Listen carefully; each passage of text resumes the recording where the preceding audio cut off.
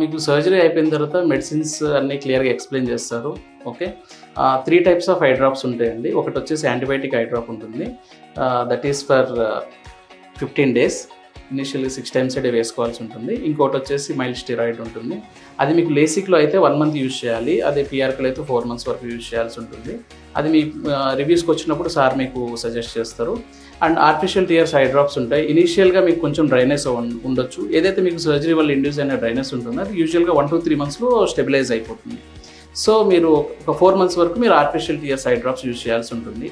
And post operatively మీరు 15 days వరకు head bath చేయకూడదు అండ్ ఫేస్ వాష్ చేయకూడదు. ఆఫ్టర్ 15 days నార్మల్ ఉండొచ్చు. No makeup around the eye for 15 days.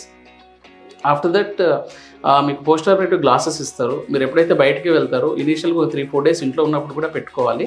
After that మీరు బయటకు వెళ్ళినప్పుడు కంపల్సరీగా గ్లాసెస్ పెట్టుకోవాలి to protection from dust and sunlight. Okay. Then eye shields ఇస్తాము మీకు. ఒక ట్రాన్స్పరెంట్ ఐ షీల్డ్స్ ఉంటాయి. అవి వచ్చేసి మీరు ఒక 10 days వరకు నైట్ పడుకునేటప్పుడు పెట్టుకోవాలి. డ్రాప్స్ ఒకటి ప్రాపర్గా యూజ్ చేయాలి.